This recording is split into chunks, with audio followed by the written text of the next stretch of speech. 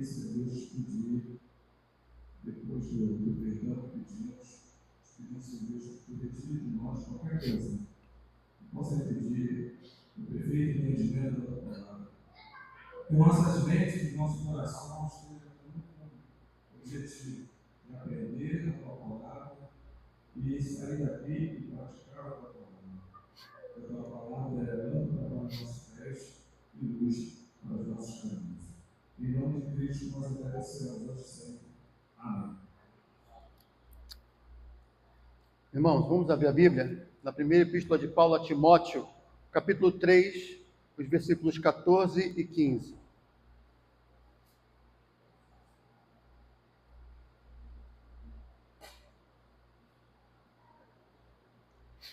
Primeira Timóteo, capítulo 3, 14 e 15. Assim nos diz: escrevo-te essas coisas esperando ir ver-te em breve, para que, se eu tardar, fique ciente de como deve proceder na casa de Deus, que é a igreja do Deus vivo, coluna e baluarte da verdade. Até aqui, irmãos. Eu gosto muito desse texto, porque esse texto ele faz uma definição muito bonita da igreja. E hoje é aniversário da nossa igreja. E como é que nós deveríamos entender a igreja e celebrar o fato de pertencermos a uma igreja, de estarmos aqui adorando o nosso Deus? Qual é o nosso propósito? Qual é o propósito da igreja como um todo? A doutrina da igreja ela é muito abrangente. Se nós começarmos a estudar a respeito dos nomes que a palavra de Deus nos dá a respeito da igreja, nós ficaríamos vários domingos aqui aprendendo. Mas hoje, eu queria colocar essas afirmações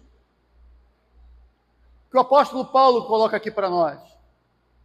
A igreja, que é a igreja do Deus vivo, a casa de Deus, coluna e baluarte da verdade.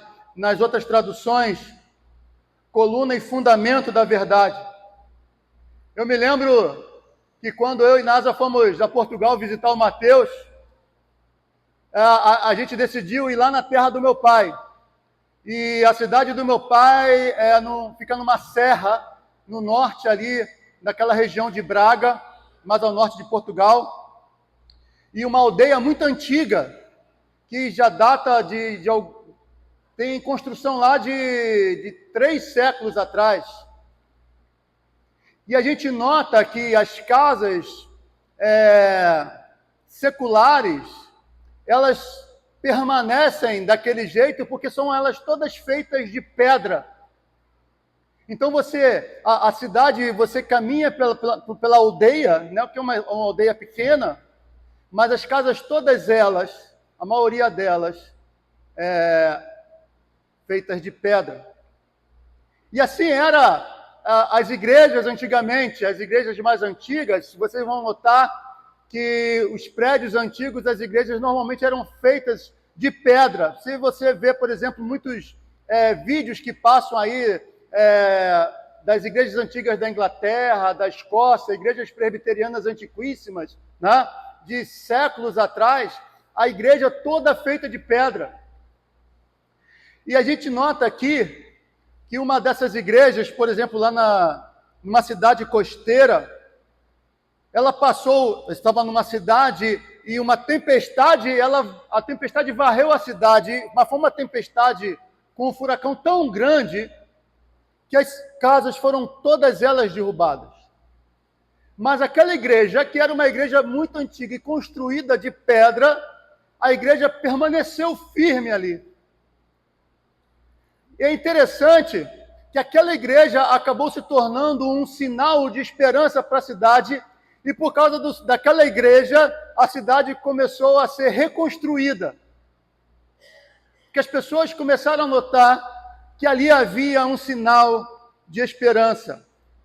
A igreja do Deus vivo, ela deve ser um sinal de esperança para a sociedade. E por que ela deve ser um sinal de esperança para a sociedade? Justamente pelo que o apóstolo Paulo fala aqui, que ela é a coluna e o fundamento da verdade. No meio do caos, a igreja é chamada para ser um lugar de refúgio, para ser também um fundamento e guardiã da verdade de Deus, que é a palavra. No meio das tempestades da vida, no meio das ideologias que surgem o tempo todo, das formas como as pessoas reveem os conceitos antigos e transformam em conceitos novos e esvaziam os conceitos antigos do seu sentido original, a igreja precisa voltar a ser de fato essa coluna e esse fundamento, esse baluarte da verdade. Vivemos em um mundo onde a verdade é frequentemente relativizada, os valores morais eles são questionados o tempo todo e muitas pessoas estão aí perdidas, sem direção e estão sem esperança, porque é uma confusão de ideias.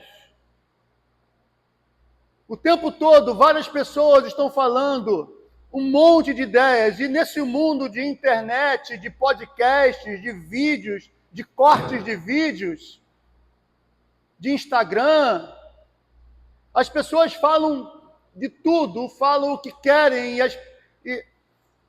nessa sociedade em que as pessoas não conseguem ouvir mais 15 minutos de conversa, qualquer videozinho de 30 segundos cola na mente da pessoa e a pessoa absorve aquilo. E ela está absorvendo sempre um monte de informações que direcionam ela para lugares diferentes. E ela acaba se perdendo no meio desse emaranhado de informações.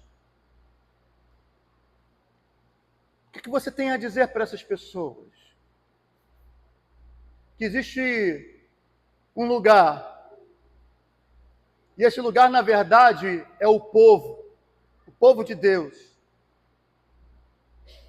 que tem a verdade, que tem um norte, que tem a palavra para ensinar. O termo coluna aqui, no grego, remete a algo que sustenta, que ergue, que mantém em pé. Já fundamento significa uma base sólida, alicerce inabalável. É interessante que o conceito geral é algo que embora seja grande, forte, ele pode estar escondido, ele pode estar caído. Mas aí o que acontece? Aí aquilo é erguido e colocado umas escoras para firmar esse objeto em pé. É esse o conceito. A verdade, ela existe por si mesma, mas as pessoas não veem. O mundo não busca a verdade, mas a igreja, ela é o fundamento, ela constitui aquelas escoras que ergue essa verdade e coloca essa verdade à vista de todas as pessoas. Então, nesse sentido, ela é essa coluna, a palavra estilos, né, aponta para isso, e a palavra fundamento aponta não apenas para uma base, mas por esse sustento que escora algo e que mantém esse algo em pé. A igreja, note, ela não é a fonte da verdade. A igreja não é a origem da verdade. A origem da verdade é a Bíblia. A origem da verdade é Deus Todo-Poderoso. Mas Deus deu à igreja essa função de mostrar essa verdade, de erguer essa verdade e de mostrar a todos os povos que existe um caminho a ser seguido. Por isso, a igreja precisa ser entendida, em primeiro lugar, como essa coluna da verdade. A igreja é chamada para ser a coluna da verdade, o lugar onde a verdade de Deus é sustentada e elevada para que todos possam ver. Em um mundo de incertezas, a igreja deve ser como um farol que guia as pessoas para Cristo. A igreja, ela é a verdade encarnada. Porque nós, como igreja de Cristo, e a palavra diz aqui, o apóstolo Paulo orientando a Timóteo, que ele deveria, como é que ele deveria proceder, aonde? Na casa de Deus. A casa de Deus é a igreja. A igreja, ela é aquele povo que foi escolhido por Deus para mostrar a verdade de Deus ao mundo. O Senhor Jesus Cristo, a verdade suprema, aquele que é o Verbo que se encarnou e esteve entre nós, ele disse: eu sou o caminho e a vida. Ele se afirmou como a verdade. Então, à medida em que você expõe a verdade das Escrituras Sagradas, você não está fazendo outra coisa a não ser mostrar Jesus para essas pessoas. A igreja, ela apoia a verdade. E como é que ela apoia a verdade? A igreja apoia a verdade proclamando a palavra de Deus. A igreja está encarregada de proclamar fielmente a mensagem bíblica, apresentando a verdade do Evangelho ao mundo. O apóstolo Paulo vai dizer na segunda carta a Timóteo, capítulo 4, os versículos 1 e 2, diante de Deus e de Cristo Jesus, que há de julgar vivos e os mortos por sua manifestação e por seu reino, eu o exorto solenemente, pregue a palavra, esteja preparado a tempo e fora de tempo, repreenda, corrija, exorte com toda a paciência e doutrina. Vivemos num mundo que rejeita a doutrina. Mas a simples expressão Jesus é Salvador é uma expressão doutrinária. Jesus morreu pelos meus pecados é uma expressão doutrinária. Isso se desenvolve de uma maneira profunda e ampla, de tal maneira que já encheu livros e enciclopédias que tratam desse assunto. Então a igreja deve proclamar, deve pregar, estar em tempo e fora de tempo, repreender, corrigir e exortar, com paciência, não com beligerância, não com raiva, não com briga, mas com paciência, mas com perseverança e doutrina. Então, ela apoia a verdade proclamando, preservando a doutrina também, em segundo lugar. Ela preserva a doutrina, a igreja atua como guardiã da verdade ao preservar e defender a doutrina cristã contra falsas interpretações e heresias. O tempo todo estão criando heresias. O tempo todo estão criando falsas doutrinas. Teologia da prosperidade, teologia da autoajuda, teologia do processo, que diz que o tempo está em processo, que o futuro não existe. E que Deus não sabe o futuro, porque o futuro não existe, está sendo construído pelo presente. Pastores evangélicos ensinando isso. A teologia liberal está saindo dos túmulos e ressuscitando, indo para os púlpitos de muitas igrejas. Então, a igreja, ela sustenta, ela é coluna e baluarte da verdade à medida em que ela preserva a doutrina. O teólogo Kevin DeYoung, ele diz o seguinte: a igreja não existe para refletir a cultura, mas para preservar a verdade e chamar a cultura de volta a Deus. Somos o povo da verdade em um mundo de opiniões. Como falei, todo mundo tem a sua opinião. Todo mundo tem algo a dizer a respeito de alguma coisa. E por causa desse monte de opiniões, as pessoas estão perdidas. Mas a igreja tem a função de dizer: a verdade é essa. E preservar essa verdade.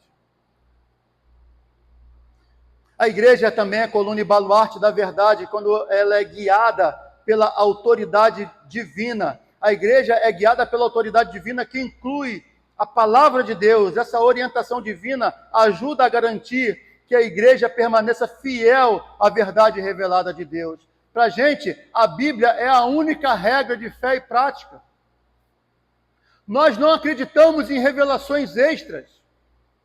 John Owen, um puritano do século 17, ele foi o maior teólogo do seu tempo. Ele disse o seguinte: olha, se a sua revelação é contra, diz alguma coisa diferente da Bíblia, ela está errada. Mas se o que ela diz está de acordo com a Bíblia, nós não precisamos dela. Nós já temos a Bíblia. Então a igreja é guiada pela autoridade divina. A igreja, ela sustenta e ela é coluna e baluarte da verdade à medida em que ela vive a verdade. Os membros da igreja são chamados a viver de acordo com a verdade, demonstrando sua fé em práticas diárias. Viver aquilo que prega, aquilo que ensina, aquilo que diz que crê. Sproul afirma o seguinte: a grande tragédia do nosso tempo não é que a igreja creia tão pouco, mas que pratique tão pouco aquilo que diz crer. A igreja também, irmãos, deve ser instrumento de Deus. A igreja serve como instrumento de Deus para revelar a sua verdade ao mundo. O apóstolo Paulo, lá em Efésios, capítulo 3, os versículos de 8 a 10, na Nova Versão Internacional, diz assim: a mim, o menor de todos os santos, foi dada a graça de anunciar aos gentios as insondáveis riquezas de Cristo e demonstrar a todos qual é o plano desse mistério que desde o princípio esteve oculto em Deus, que criou todas as coisas.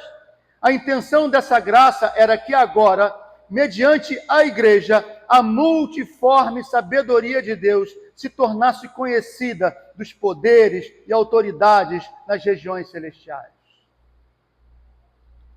Olha, essa frase é impressionante. A intenção dessa graça era que agora, mediante a igreja, essa verdade, essa multiforme sabedoria de Deus, expressa na verdade das Escrituras Sagradas, se tornasse conhecida não apenas para a população, não apenas para o seu vizinho, mas à medida em que você prega para a sociedade, o inimigo, os demônios, as hostes de Satanás também estão sendo conhecidas. Ou estão tomando conhecimento da verdade, melhor dizendo. E aí, os anjos de Deus, aqueles que glorificam a Deus, também exaltam o Senhor e se alegram quando as pessoas são convertidas. A palavra de Deus diz que há festa no céu quando alguém se converte. Os céus estão cientes da mensagem que está sendo pregada pela igreja nesse mundo. João Calvino, nos seus comentários sobre 1 Timóteo, ele destacou que a igreja é o guardião da verdade divina. Ele enfatizou que sem a igreja, a verdade do evangelho seria facilmente corrompida ou perdida. Se a igreja falhar em sua missão de sustentar a verdade, o mundo ficará sem o ponto de referência para conhecer a Deus. A relativização da verdade leva à confusão espiritual e à confusão moral. Como membros da igreja, irmãos, somos chamados a conhecer profundamente a palavra de Deus e a defendê-la contra falsas doutrinas e a vivê-la no nosso cotidiano. A verdade não é apenas para ser crida, mas é para ser praticada. Você tem que ser como um farol que é colocado na ilha, em ponto bem alto, e aquele farol evita que os navios batam nas rochas. A igreja tem que ser essa luz que ilumina com a palavra de Deus, mostrando qual é o caminho. A igreja deve ser a coluna da verdade. E a igreja funciona também como esse fundamento da verdade. A igreja também é um fundamento da verdade. Ela é o lugar onde a verdade é preservada e transmitida de geração em geração. Em um mundo de mudanças constantes, a igreja permanece firme na verdade imutável de Deus. Martinho Lutero, em suas obras, afirmou que a igreja é o pilar que sustenta a verdade divina para que ela não seja abalada pelos ventos das falsas doutrinas. Então, o tempo todo as pessoas estão mudando de opinião, e o apóstolo Paulo, ele diz aos Gálatas, eu estou impressionado como é que vocês mudaram de opinião tão rapidamente. A doutrina que eu ensinei a vocês, vocês já estão pensando outras coisas, estão tão rápido. Chegou um falso profeta aí, já destruiu a igreja, já mudou o pensamento de vocês, é isso. Olha, se algum de nós, ou algum anjo vier do céu e ensinar alguma coisa diferente do que eu ensinei, que seja maldito. É o que Paulo vai dizer. Tal a importância da verdade. Devemos nos comprometer com a fidelidade à palavra de Deus, resistindo às pressões culturais e mantendo a pureza do Evangelho. Isso requer coragem e discernimento. Pense, como se fosse uma árvore com raízes profundas. Quando os ventos fortes sopram, ela não é arrancada. Mas quantos crentes não conhecem a palavra de Deus? Estão na igreja, mas quando são desafiados com um conceito diferente, eles titubeiam. E esquecem aquilo que aprenderam, porque na verdade não aprenderam. Foi para a mente, mas não entrou no coração. O abandono da verdade, por muitos crentes, ele não é repentino, tá? Isso vai acontecendo aos poucos. E tem um livro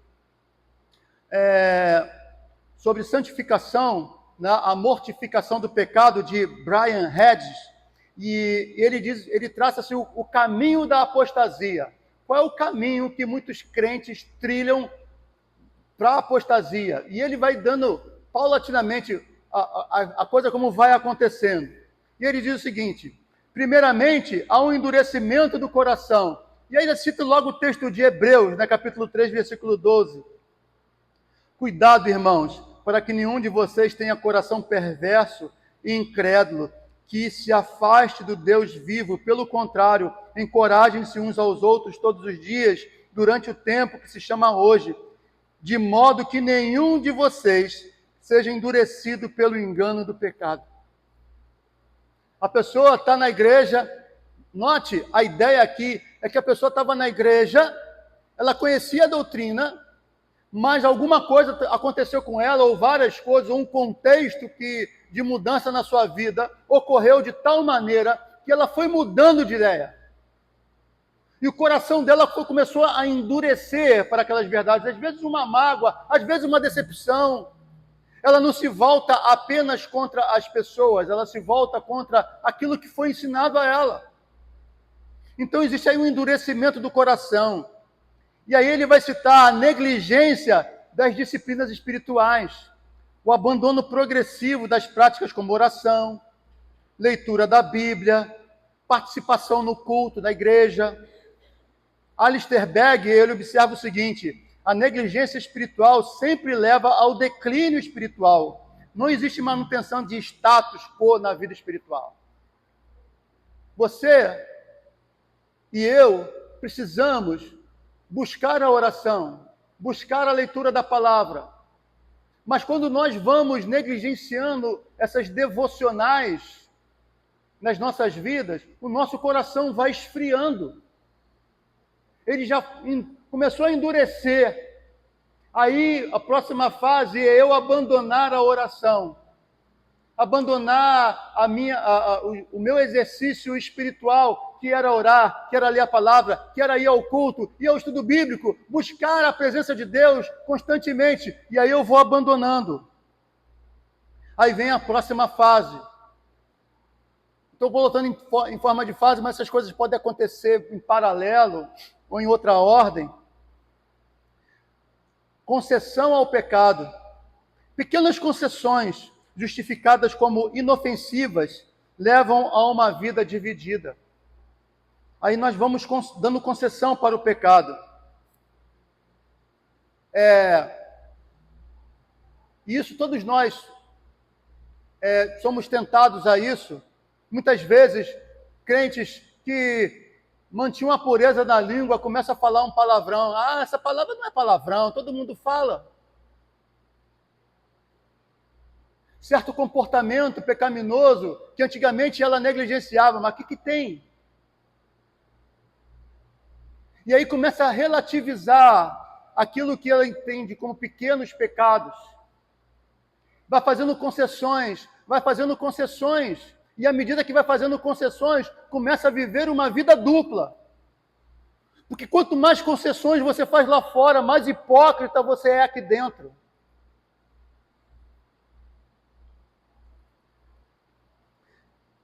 Tiago vai dizer: cada um, porém, é tentado pelo seu próprio desejo, sendo por este arrastado e seduzido.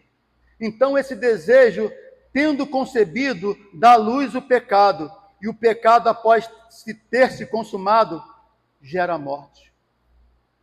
Percebe a gradação, como é que a coisa vai crescendo e piorando? E aí vem a dúvida e o ceticismo, coisas que você não questionava antes, agora começa a questionar. E aí você coloca no tom de sabedoria, né? Quanto maior a sua formação... Pessoal, tem uns que dizem assim: eu não creio mais nisso. Tem outros que dizem assim: será que é isso mesmo? Será que esse conceito moral é isso mesmo? Será que eu devo crer nisso mesmo? Será que é verdade? Ou isso é relativo? Dúvida e ceticismo. Questionamentos de verdades bíblicas essenciais, começando a reinterpretar a fé para acomodar a visões secularizadas. Porque começou a dar ouvido ao mundo. Aí começou a substituir as doutrinas que eles tinham no coração por ideologias e por falsas instruções, por falsos ensinamentos. E aí ele começa a botar na balança uma coisa e outra, e aí começa a questionar aquilo que ele cria antes. Irmãos, nós estamos aniversariando hoje. E eu queria exortar os irmãos a que nós não venhamos a ser enganados nesse processo de apostasia. Tim Keller afirma: a dúvida é não querer conhecer a verdade. O ceticismo é imaginar que não há verdade alguma a ser conhecida. E é algo interessante, porque é algo que cresce. Você cria, agora você tem dúvida. Daqui a pouco você não tem mais dúvida, porque você abandonou tudo e você diz: isso não existe mais. Isso não é mais uma realidade na minha vida.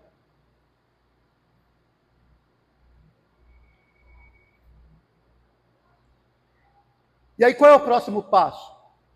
O próximo passo é o isolamento da comunidade cristã. Afastamento deliberado da igreja e de relacionamentos com outros crentes. O texto de Provérbios vai dizer: quem se isola busca seus próprios interesses e se irrita contra todo conselho sábio. E aí você percebe, a pessoa ela está na igreja, mas ela está nesse processo de abandono, ela está nesse processo de apostasia, e ela começa a dizer, ela que ainda é uma pessoa crente, né? Visualmente crente, se diz evangélica, mas ela começa a questionar os evangélicos, começa a questionar a igreja, começa a questionar os crentes. É tudo pecador, é tudo corrupto, esses evangélicos, a igreja, mas tu não é evangélica, mas ela não quer mais saber, ela está começando a questionar o contexto evangélico. Você pergunta, ela questiona o contexto das universidades, ela questiona o contexto da vizinhança, ela questiona o contexto do comércio. Não, para ela isso tudo é natural. Mas começa a questionar a sua própria casa. Não que nós devemos ser iludidos quanto à nossa própria falha. Mas na minha família, você tem que amar. Mesmo tendo um senso do certo e do errado. Você sabe que o seu marido, ou sua esposa, ou seu filho estão errando nisso ou naquilo. Mas o que você faz? Você busca correção, você não começa a falar mal daquela pessoa. Porque quando você começa a falar mal daquela pessoa, você está se afastando da sua família. Um pai que fala mal do filho não é pai. A mãe que fala mal da filha não é mãe.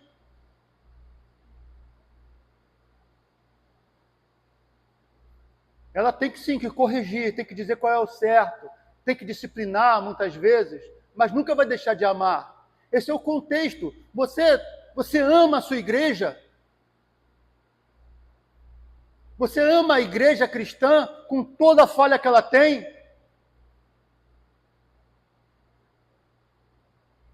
Ou você acha aqueles intelectuais? Não, né? Fica detonando a igreja para os não cristãos. A igreja faz isso mesmo, a igreja faz isso mesmo, a igreja faz isso mesmo. Você sabe que você está num processo de apostasia. E você já está num processo profundo, porque está questionando a sua própria família. E aí sim, depois do isolamento, vem a rejeição final da fé. A apostasia se concretiza quando não há uma renúncia, quando há, melhor dizendo, a apostasia se concretiza quando há uma renúncia consciente a Cristo. A palavra de Deus diz em 1 Timóteo 4:1, o Espírito diz claramente que nos últimos tempos alguns abandonarão a fé e seguirão espíritos enganadores e doutrinas de demônios. Saiba, se você deixou a igreja, que você começou a questionar porque era cheio de erro, cheio de falha, você não foi para um lugar neutro.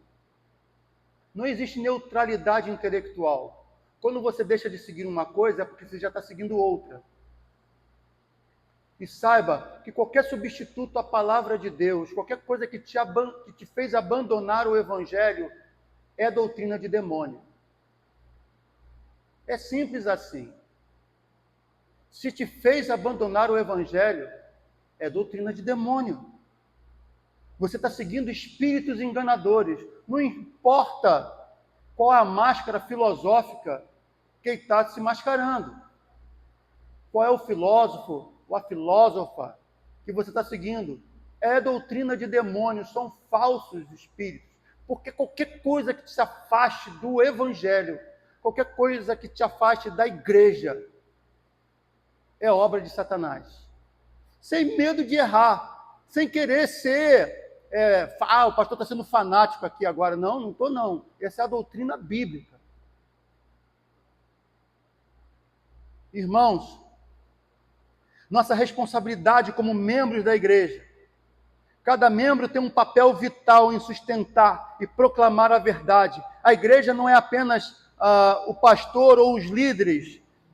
Ela é composta por todos nós que fomos chamados para ser sal da terra e luz do mundo.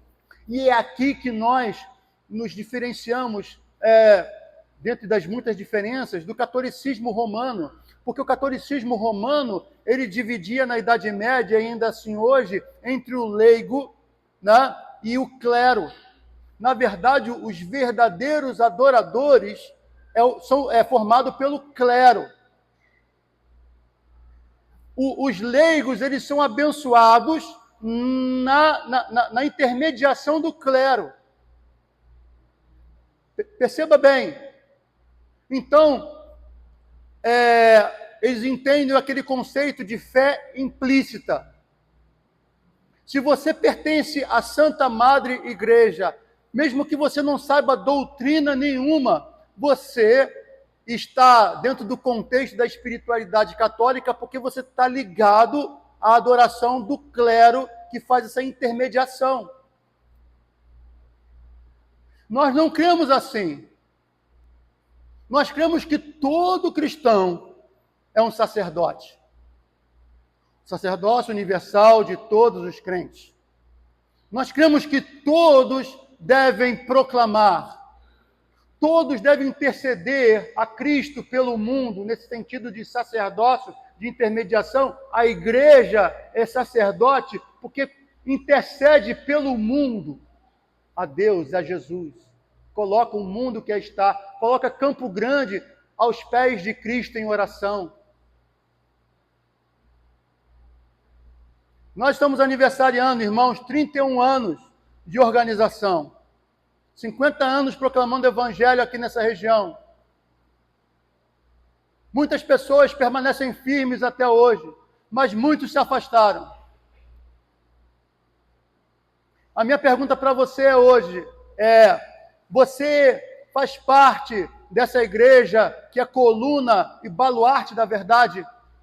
Você deseja de fato, como coluna e baluarte, levantar esse evangelho e mostrá-lo através das suas palavras e através da sua vida, que essa é a verdade de Cristo?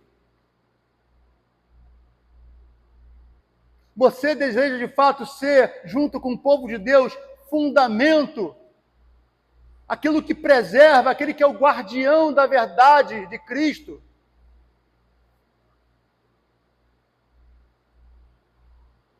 Vocês são o sal da terra, mas se o sal perder o seu sabor, como restaurá-lo? Não servirá para nada, exceto para ser jogado fora e pisado pelos homens. Vocês são a luz do mundo. Não se pode esconder uma cidade. São a luz do mundo. A luz não pode ser colocada, a lâmpada não pode ser colocada debaixo da cama, mas no velador. Vocês são colocados no alto, para que todos vejam, para que todos tenham conhecimento da verdade, para que todos creiam no Evangelho, o Evangelho puro. Que nós sejamos coluna e baluarte da verdade, irmãos, como diz a palavra de Deus. Deus nos abençoe. Vamos orar ao Senhor? Vamos clamar ao Senhor. Queria pedir a Marinásia que nos elevasse a Deus nessa oração, pedindo a Deus que nós sejamos essa coluna e baluarte da verdade. Depois a palavra vai estar com o diácono.